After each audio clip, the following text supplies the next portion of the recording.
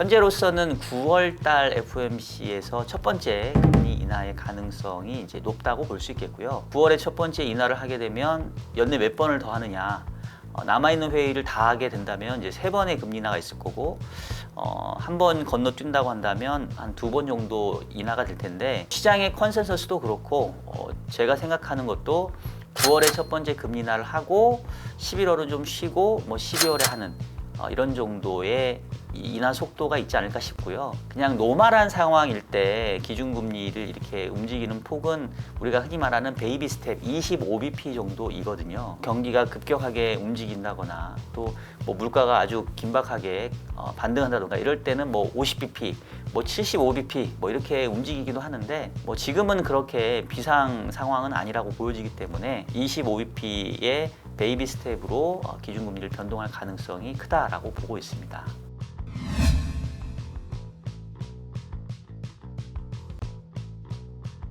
특별한 경제 강의 머니 특강. 안녕하세요, 주식초등학교 여러분. 저는 오늘 특강을 맡은 박종현이라고 합니다. 연준은 기본적으로 2가지의 목표를 가지고 있습니다.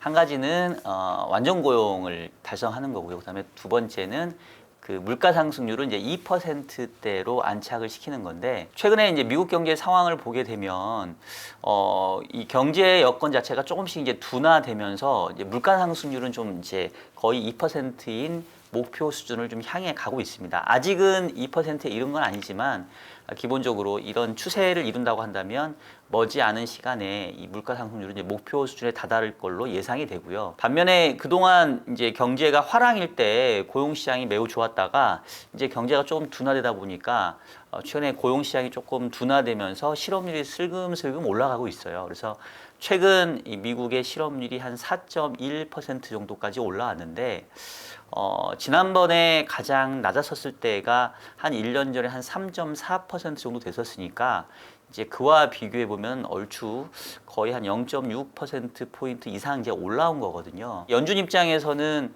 완전 고용과 2% 물가를 이제 동시에 달성을 해야 되는데, 물가는 목표 수준을 향해서 내려가고 있고, 반면에 이제 경기가 안 좋아지면서 실업률이 올라가다 보니까 이제 고용 시장은 좀 불안해지는 거죠. 이제 그렇다고 한다면 그동안에 이 기준금리가 현재 5.25에서 5.5% 역사적으로 매우 높은 수준에 있기 때문에 적어도 이러한 높은 금리 수준을 다소 조금 낮추면서 이제는 어떤 통화 정책의 무게 중심을 물가 안정에서 고용 진작으로 조금 가야 될 상황에는 좀 온 게 아니냐, 이런 판단은 충분히 내릴 수 있을 것 같습니다. FOMC가 아마 이 방송이 나갈 때쯤에는 7월 FOMC는 지나갔을 것 같은데, 현재로서는 9월 달 FOMC에서 첫 번째 금리 인하의 가능성이 이제 높다고 볼 수 있겠고요.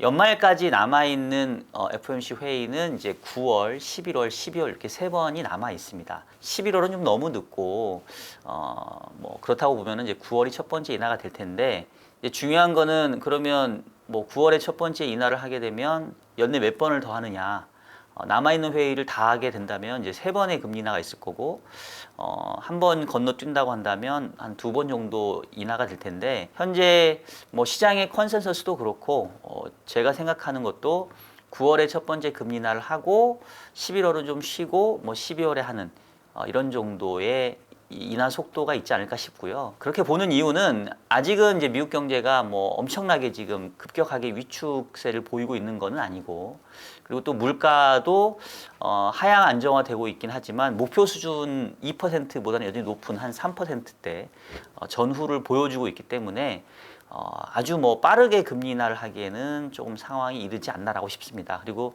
무엇보다도 이 11월에는 미국 대선이 있기 때문에 대선 아마 하루나 이틀 전에 이 11월 FOMC가 예정되어 있기 때문에 이제 그런 부분도 11월은 좀 금리 인하를 건너뛰는 이런 형태를 보이지 않을까, 이렇게 좀 생각을 하고 있습니다. 기본적으로 연준이 그냥 노멀한 상황일 때 기준금리를 이렇게 움직이는 폭은 우리가 흔히 말하는 베이비 스텝 25bp 정도이거든요. 그래서 아주 경기가 급격하게 움직인다거나 또 물가가 아주 긴박하게 반등한다던가 이럴 때는 50bp, 75bp 이렇게 움직이기도 하는데, 지금은 그렇게 비상 상황은 아니라고 보여지기 때문에 현재로서는 25bp의 베이비 스텝으로 기준금리를 변동할 가능성이 크다라고 보고 있습니다. 미국의 금리 변경도 중요하지만 그래서 결국 한국은행이 어떻게 대응할 것이냐가 더 중요할 텐데 여러분 아시는 것처럼 지금 미국의 기준금리는 5.25에서 5.5% 수준인데 우리 한국은행의 기준금리는 3.5%입니다. 그래서 이제 미국하고 우리하고 금리 차가 이미 200bp 정도 이제 역전이 돼 있습니다.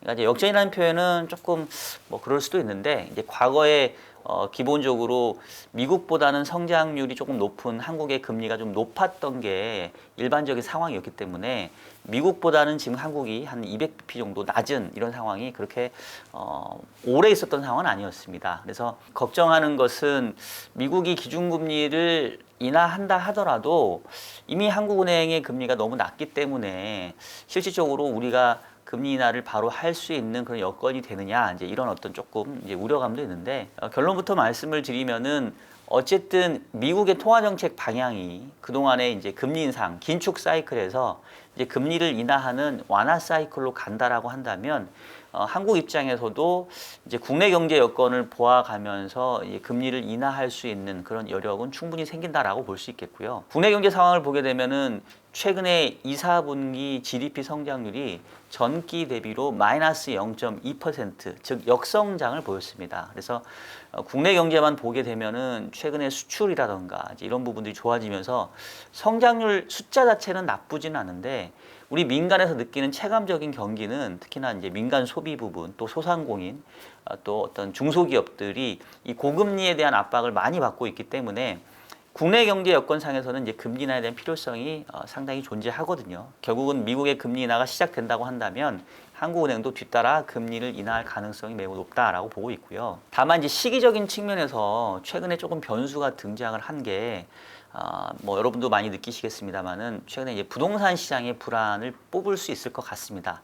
그래서 실제로 지난 7월 금통위에서 한국은행 총재가 향후의 금리 인하 시기를 검토를 하겠는데 이 금리 인하 시기를 결정하는 데 있어서 세 가지 사항을 고려하겠다라고 이제 얘기를 했습니다. 그래서 첫 번째를 보면 외환 시장의 안정 여부, 그다음에 두 번째는 수도권의 주택 가격, 그다음에 세 번째는 가계부채 상황인데 외환 시장의 경우에는 미국이 금리 인하를 해준다라고 한다면 뭐 크게 위험할 것 같지는 않고요. 결국은 최근에 이 가파르게 상승하고 있는 수도권의 주택 가격 그리고 이제 가계부채 증가세가 언제쯤 이렇게 좀 진정될 수 있을 것이냐가 중요할 텐데 한국은행 입장에서는 이 물가 안정이라는 게 가장 첫 번째 목표이기도 합니다만은 동시에 이 금융 안정이라는 것도 한국은행의 또 목표 중에 하나이거든요. 근데 뭐 금융 안정이라는 게 뭐 정의 내리기에 따라 다르지만 뭐 쉽게 생각하면 하여튼 무엇인가가 급격하게 변하면 그거는 금융 안정이 아니겠죠. 그래서 최근에 주택 가격도 그렇고 가계 부채도 그렇고 이렇게 빠르게 늘어나고 있는 부분들이 한국은행 입장에서는 상당히 좀 부담스러울 것이고요. 그렇다고 본다면은 적어도 이 주택 가격의 상승세가 조금은 진정되고 가계부채 증가세도 조금 완만해지는 모습을 보여야 한국은행의 금리 인하가 좀 쉽게 나타날 수 있지 않을까 싶고요. 현재로서 조금 기대를 해보는 거는 9월 1일부터 이 당초 정부가 규제하기로 했던 이 가계부채에 대한 규제, 즉 스트레스 DSR 2단계가 도입이 됩니다. 원래는 이제 7월에 도입을 하기로 했다가 이제 2달이 미뤄졌고 그로 인해서 사실은 그 도입 이전에 이제 가계부채를 많이 이렇게 땡기려고 하는 수요가 좀 높아졌는데 9월 달에 이 2단계 조치가 도입이 돼서 실제로 가계부채가 조금 진정되는 모습을 보인다라고 한다면 빠르면 10월, 늦어도 11월에는 한국은행의 금통위도 금리 인하를 결정할 것으로 예상을 하고 있습니다. 사실 시장 금리만 놓고 보면 뭐 금리 인하, 그러니까 한국은행의 정책 금리 인하는 뭐 상당 부분 선반영됐다라고 볼 수 있겠고요. 실예로 우리나라에서 이제 지표 금리의 역할을 하는 국고채 3년 금리의 경우에 한때 3%를 하회하는 이런 모습들을 보였습니다. 그러니까 기준금리가 3.5인데 국고채 3년짜리 금리가 3%를 하회한다는 얘기는 사실상 한 50bp 정도 금리가 인하돼서 기준금리가 3.0 내지는 2.75까지도 갈 거다라는 부분들을 이미 좀 선제적으로 반영하고 있다고 볼 수 있거든요. 시장 금리도 그렇고 대출 금리도 보면은 주택담보대출 금리가 또 최근에 은행권 과당 경쟁에 의해서 뭐 어느 은행의 경우에는 2%대 후반에 또 진입했다라고 하니까 이제 그거에 비춰보면 이미 한국은행의 정책금리 인하는 좀 선반영된 성격들이 강하다고 볼 수 있겠는데, 이제 그럼에도 불구하고 사후적으로도 정책금리가 이제 인하되어야 현재의 낮아진 금리 수준이 이제 정당화되고 이제 유지가 되는 것이지, 만약에 금리 인하가 계속 늦춰져 버리면 시장 금리는 이미 떨어졌는데 금리 인하가 뒤따라주지 않으면 다시 시장 금리가 반등할 그런 위험이 높거든요. 이제 그런 차원에서 결국은 이 정책 금리 인하라는 부분들은 이제 시장이 앞서 나간 부분들을 조금 이렇게 후행하는 이런 형태의 모습을 지금 보여주고 있고, 이런 것들은 과거에도 늘 있어왔던 일이기 때문에 정책이 시장을 못 쫓아간다라기보다는 시장이 먼저 좀 반영을 하고 또 정책은 사후적으로 여러 가지 것들을 확인한 다음에 좀 움직이는 이런 속성이 이번에도 나타나고 있다. 이제 이렇게 좀 보시면 될 것 같습니다. 모든 조건이 동일하다고 생각한다면 금리를 인하하는 거는 좋은 거겠죠. 뭐 사업을 하든 투자를 하든 조달 금리가 낮아지는 효과가 생기고, 또 이 주식시장이라든가 자산시장에 비춰본다고 한다면 미래에 대한 기대 이익을 할인하는 변수가 바로 이제 금리인데, 금리가 낮아지면 미래에 대한 이익도 이제 이게 높게 보일 수 있기 때문에 금리 인하라고 하는 거는 기본적으로 성장의 긍정적인 요인, 또 자산 가격에는 플러스 요인이 되는 게 사실입니다. 자, 그런데 문제는 과거에 금리 인하기에 경제 상황이 어땠는지, 그리고 자산 가격이 어땠는지를 보게 되면 금리 인하기에 경기가 좋아지고 자산 가격이 올랐던 적도 있지만, 또 아이러니하게도 과거에 보면 경기 침체가 나타나고 자산 가격이 큰 폭의 어떤 그 하락세를 보였던 시기는 또 금리 하락기에 많이 등장을 하고 있습니다. 결국은 금리 인하라고 하는 것이 어떨 때는 경제와 자산 시장에 긍정적인 영향을 미칠 때가 있고, 또 어떨 때는 부정적인 이제 모습으로 나타날 때가 있기 때문에, 우리가 금리가 하락한다 하더라도 이 금리가 하락하는 국면이 이 좋은 금리 인하의 국면에 있는지 내지는 나쁜 금리 인하 국면에 있는지를 좀 구분을 하셔야 되겠고요. 단순하게 봤었을 때는 금리 인하, 금리 하락이라는 게 긍정적이지만 결국은 금리가 하락하는 배경이 뭐냐를 같이 봐야 되겠죠.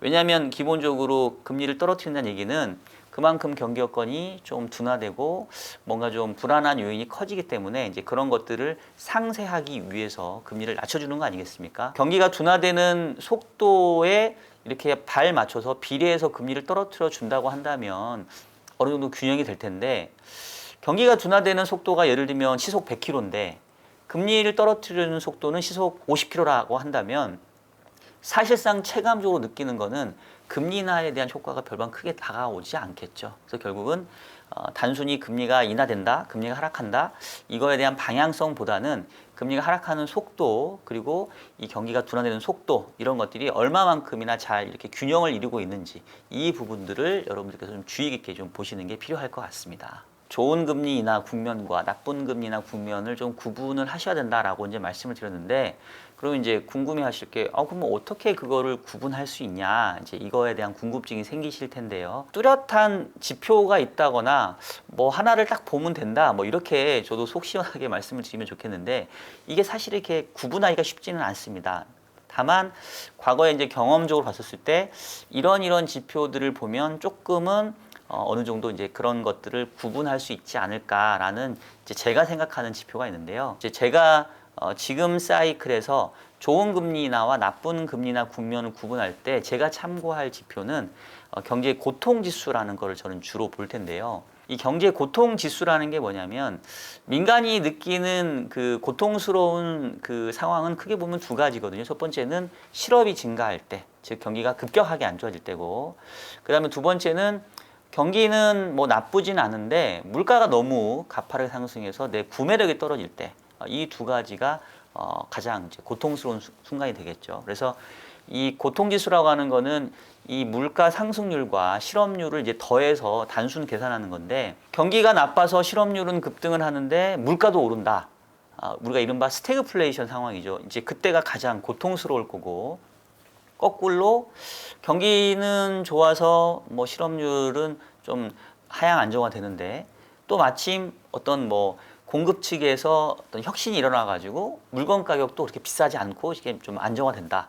그러면 이제 우리가 이른바 골디락스 이러면서 상당히 좋은 상황이 되겠죠. 그래서 고통지수의 상승과 하락을 통해서 이 현재 경제 상황이 어떤지도 알 수 있는데 제가 이제 왜 고통지수를 보자라고 하냐면 결국은 중앙은행 입장에서는 특히 이제 미국 기준으로 말씀을 드리면은 물가 상승도 안정화시키면서 실업률은 또 급등하지 않아야 되는 이렇게 어떻게 보면 두 마리 토끼를 동시에 잡아야 되는데 이 자산 가격이나 경제 입장 생각해 보면 실업률이 급등하는 상황, 즉 경기가 침체되는 상황이면 그거에 맞춰서 금리를 빠르게 인하를 시켜주면 큰 문제가 없거든요. 근데 물가가 당시에 이렇게 좀 안정화되면 좋은데 생각보다 물가가 안정적이지 않거나 오히려 조금 불안하거나 그러면 경기가 둔화되는 속도에 비례해서 금리를 내려주기가 상당히 어려워집니다.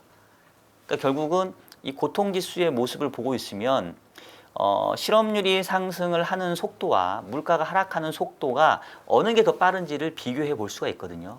최근에 미국 경제 상황을 보게 되면 실업률은 조금씩 올라가고 있고 반면에 물가 상승률은 떨어지면서 고통지수 자체는 아직은 좀 안정적인 모습을 보여주고 있어요. 빨간색이 미국의 실업률인데요. 보시는 것처럼 이렇게 완만하게 상승하고 있고요.